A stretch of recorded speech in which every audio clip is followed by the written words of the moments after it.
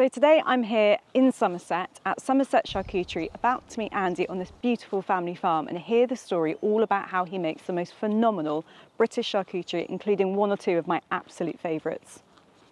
So Andy, tell me a little bit about how you kind of came to be here and how you started the business. So grew up on the farm here in Somerset. I didn't really know what I wanted to do. Went to college and studied food science and technology, and then trained as a butcher. Did a bit of travelling, and then started event catering and doing lots of hog roasts and barbecues, things like that for weddings and parties, and did Glastonbury Festival and that kind of thing. Had a customer cancel a hog roast late, had the pig already, and I thought, we're on a farm, we've got plenty of meat in the freezers and everything else. I'll do something with it. And I think Hugh Fearnley-Whittier was on TV at the time, and I just took inspiration and started making a bit of salami and chorizo, and that didn't go very well at all. Yeah, normally the first batch. Yeah. There's a lot of lessons to learn. Yeah, isn't there? there is. There wasn't much. There was a few books around, wasn't much help online, and you could pay a lot of money and go to Spain and France and Italy and do courses and things, which at the time I couldn't afford. So it was a bit of experimentation, and quickly learned about airflow, the importance of fermentation, the fact that you can make it in this country if you hang the product outside at certain times of the year, but really we're mimicking the Mediterranean climate in our maturing rooms, which is why you can only do for a short space of time outside in this country. So managed to make some hams, made some really nice chorizo, and that was about 15 years ago.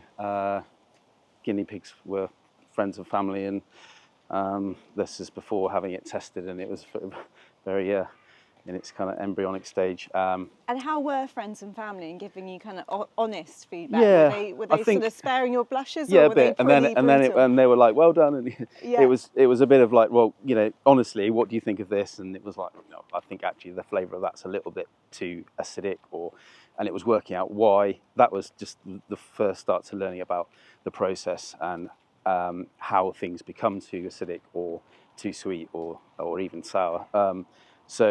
Honest feedback was what we were after, and then started experimenting probably a year or two later, really, with a friend of mine, James, who's my now business partner. Our kids went to school together, and we were chatting at the farm gate about what you've been up to at the weekend, and it was quite unusual that we'd both been making a bit of salami. Yeah, so of course you had. Yeah, exactly, yeah.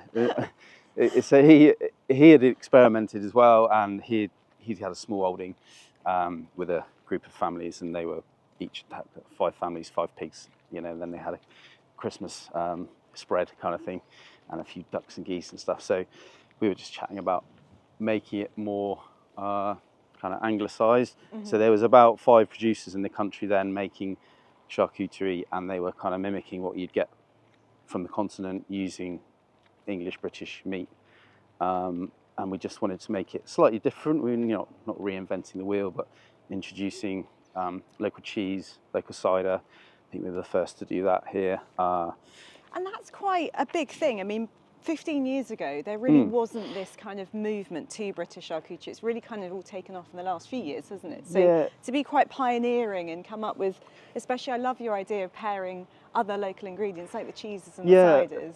Exactly. And the kind of breadbasket of the country, isn't it, Somerset, in terms of fruit production. So we just wanted to grow our own herbs here, and also being from a farming background, it was important to use the right meat, work with these farmers that rear the pigs for us to get the right fat content, the right size pigs. It took a long time to get some of them to bring them on a bit further for us. Yeah.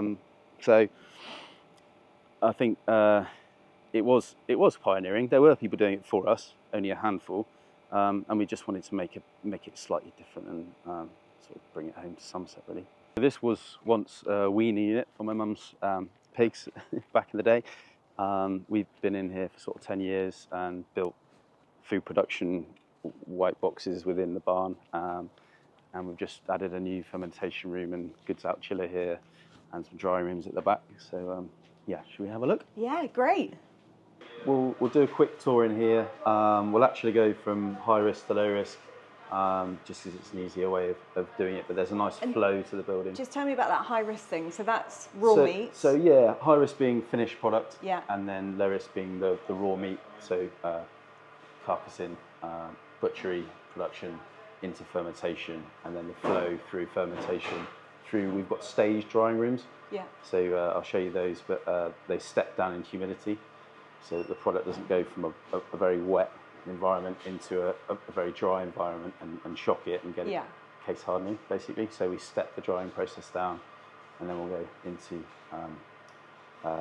goods out. Brilliant. Okay, Let's so you have a go. quick look at the back of it. So this is the packing room, when basically we take product from whole hams, whole salamis, sliced down into chef packs, retail packs, small 60-gram packs out for delis, farm shops. Got it. Oh, thank you. Hi. Hi guys. All right. How you doing? So we've got a humble meat slicer over here, just an automated slicer where we're putting, as I say, the whole pieces of bresaola, coppa, lonza, pancetta, that kind of thing, breaking them down, and also the same with the salamis. We do a couple of different types of products. So the salami and chorizo are fermented. So there's 3 stages to that process. So it's addition of salt, the fermentation. So we're pickling that product, and then we're bringing down the moisture level. And then with the whole muscle products, we're salting, and then we're also bringing down the moisture level, so we don't pickle or ferment our whole muscle products. And the other main ingredient is, or 2 main ingredients, are the quality of the meat and the time that we age the meat for. Yeah. A bit like cheese, you take it through stages of mild cheddar, mature cheddar, extra mature, vintage, and so on. And it's the same with more so the whole muscle products, so like the hams. So you'd have a Iberico ham, and then you have an aged ham, so like the whole leg Spanish hams, some of them are sort of 7 years. Yeah. So we're taking our hams on about a year, but because they're a single muscle, we're getting quite a good flavour development in that time.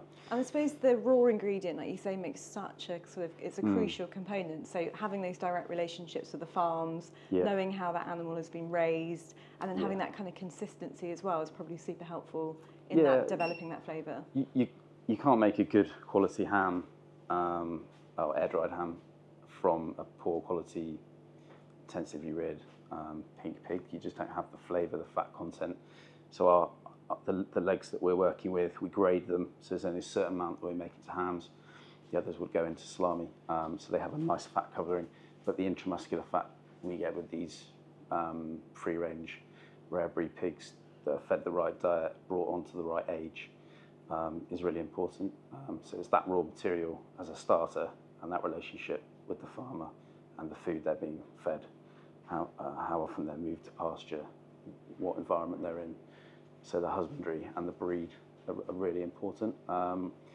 Just for the point that we just made, really, that you can't make a good ham from a poor piece of meat to start with. So, and then with the salami, we're adding good quality solid back fat into the salami, so you've got that nice kind of buttery, glossy fat in there, which keeps the product succulent and flavoursome. But it's where all the flavour is, Flavours in the fat, Exactly. And I know some people are a little bit sort of squeamish about things like salamis, because sometimes they have an image of having things hidden in them or not the best ingredients. But with you guys, obviously you're using a whole pig, you're really careful about what you put into them, and it's all about that amazing eating experience. So just tell me a little bit about what you put into that salami, what ingredients go in. So we're adding, with the whole muscle products, we're just adding sea salt, and in some of them a bit of sugar, so technically they're nitrate free.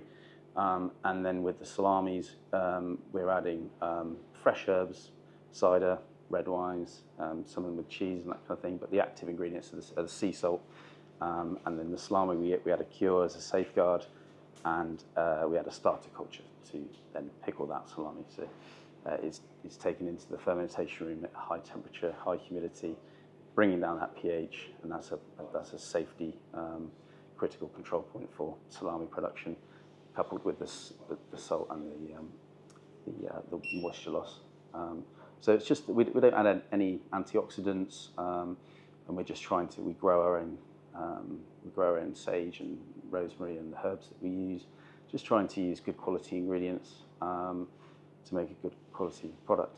Okay, so this is the production room. We're not producing salami today, but we've got this copper here that's been in the cure. So it's just been in sea salt, juniper berry, telly cherry pepper. So that's a collar of pork. It smells amazing. Yeah, the aroma's incredible. Already at this stage, there's so much flavour. We toast the pepper as well, the peppercorns, and it just smells amazing in here. Quite right. So these will now be netted, and they'll go into the first stage of dripping out, and then they'll go into the dry rooms and be stepped down in humidity, and then we'll see them again in about 4 to 6 months, depending on their size. And in terms of getting it to this point, you're taking whole carcasses in and breaking those down. So there's obviously quite a big butchery element to getting to this. Yeah. So they're big carcasses. We're getting them cut down into primals, and then we're then taking out the back fat for our either lardo, because we make a lardo as well, which is a cured back fat. And then that really nice solid back fat goes into the salamis, and we're taking out the collars for our copper, the loin we use for our lonza, pancetta for the belly, and so on. So each part of the pig, the cheek for guanciale, each part is broken down and then cured, air dried. It's one of the things that I love about British charcuterie and what you guys do. It's that real artisan skill and keeping those skills alive. And you know, it's such a difficult time, isn't it, to have that knowledge in the industry, and by using things like charcuterie instead of the butcher shops, which we know are struggling, it keeps that kind of talent and skill alive, and keeps those whole carcasses coming through. Exactly, and it's real diversification really in terms of local farming. It's still a really new thing in this country. I mean, it originated from China, as lots of things did, and then obviously the French and Spanish and Italians have been doing this for centuries, and we're quite lucky in that we don't have a tradition of charcuterie, so we're able to cherry pick certain methods, certain styles, and then also bring them home to Somerset and add our ingredients and change them around a bit. So we'll go and have a look in the maturing rooms. As you can see, we've got plenty of lovely mould in here, which adds to the flavour of the product. That smell is absolutely incredible. I wish lovely, everyone could smell this. It's almost like kind of honey and like spices, and you can really smell the wine as well, and the cider. We've got mulled wine salami over there, so you have a bit of a Christmas this time of year. Yeah, that's it. It's almost Christmas. It's almost festive. It's absolutely incredible. And a bit of spice as well. So this is a chorizo, cider chorizo, which is nearly ready. That'll be down in the next day or two, ready for slicing. These are our hams that we were talking about earlier. So it's a single muscle of the leg. It's just the silver side, nice fat covering, and then they're around a 6 month to a year maturation period. And we've got some wider gauge salamis here. I won't touch those. It's sage and mustard. So we put fresh sage in those. And then you can see here some of the coppers that have been in here a bit longer. So they're really nice and solid, very nearly ready. But taking them on a bit longer and drying them a bit longer, you develop more flavour. So it's at this period really where we really develop that kind of nutty flavour with a bit of a tingle to the roof of the mouth that you gets you salivating from the aged hams. The pattern on them is absolutely extraordinary, isn't it? You think like that's just kind of nature doing its thing, creating those different colours and the different kind of furs and textures, and it's something that we can all be quite scared of, can't we? We've had this like disconnect with our food and what happens in nature, but it's amazing to see that. It's a real biome. So each in the continent, their signature flavour would be partly to do with their flora and fauna that they have in their drying rooms. So we have the same thing here. We get this we get a penicillin mould that grows in here, and it just develops that unique flavour, which is unique to us because of our drying rooms. And we want to harbour that good mould and that good flavour that we can get from the product because of that. It's the French so beautifully put it. It's the terroir, isn't it? It's the Somerset cider, the cheese, the sort of bacteria that's in here that makes it completely unique to you guys. Yeah, 100%. Yeah, and you'll find going into this room, we've got just put the lights on, but we've got pepperoni in here, so that has a different a different flavour again. Yeah, I mean, again, another completely different load of smells for the senses, isn't yes, the it? senses really going. So this is what you're smelling here. So we do a wild chopped venison pepperoni. This is a grass-fed beef and pork pepperoni, and it's just got a beautiful, rich anise flavour. But we step the drying processes down. So this is a different humidity to the other rooms. It feels very different in here. Yeah, so it's more humid in here. So the product's following the stages through drying. So this has only been in here for a couple of months, and then it will do another, depending on the size of the meat, do a few more months in that room. And we're just constantly weighing and checking and moving them around the process. And that's the very artisanal nature of all of this, that you're literally doing everything by hand, you're controlling each set, you're coming in, you're checking and then adjusting, and that's where the it's an art, but it's backed up by science. I think that's the best description of it. We've got full traceability on all of the meat, all of the ingredients that go into all of the products, and from our door to the exit. But it's also touching and feeling, and it takes a while to learn, but we know when something it feels ready, then we test it for its available water and its moisture loss by weighing it. But it's about that kind of touch and feel and that artisanal process as well. And it's so important with food, like you say, using all the senses, your eyes, the smell, the feel. And I think, in these intensive industrial systems, we kind of disconnected from all of that. A lot of that process is stripped out. So it's really lovely to see this being done, and that real care and attention that you put into the food that you make. Yeah, exactly. And I think it's evident. And I just really enjoy the process, and having, as a farmer's son, I've always been involved in the meat industry as a whole and farming, but this is quite a new industry, so it's a bit different, and I've learnt this art. We've got some good youngsters coming through that we're teaching this to as well, and hoping that it will be something that grows in this country. So this is the best bit, really, isn't it? It's the main event. Proof of the pudding. Yeah. Taste it all. Yeah, exactly. So I'll cut you a bit of copper. So that was what we saw earlier. It just looks absolutely beautiful before we've even eaten it. That like creamy fat, the kind of the fat going through that meat, the marbling. It looks sensational. Yeah, it's just a buttery, melt in the mouth job. But I'll let you pick yours. Yeah, lovely. There you go. So it's just sea salt, juniper berry, Telly cherry black pepper. It's all to bring out the flavour of the meat. I mean, that has proper depth of flavour, doesn't it? Like it's getting the whole palate, like super rich. Just enough pepper that you notice it, but not so much that it kind of overwhelms the like real sort of porkiness of the... Just the seasoning, and the meat is always the main event. Then we've got... I'm going to go in again because it's so good. This is fennel and cider salami that stocked with Piper's Farm. And then we've got some wild chopped venison pepperoni, some free-range air-dried duck. Again, it's cured in exactly the same way, same ingredients, just to bring out the flavour of the duck. And then we've got some grass-fed beef bresaola. That's steeped in pork, just to give it a little bit of sweetness, but that's a really good product as well. And the thing that like really excites me about all of it, not only because it's just absolutely delicious, but just, we know where these products have come from in terms of the farm. We know who's grown them, the duck from Chris and Holly, Curtis has shot the venison, Andrew's grown some of the pigs. Like it's just so amazing to see kind of everybody's, that kind of community and all of their work together on this board and really understand the story behind that. Yeah. And it's really exciting for me.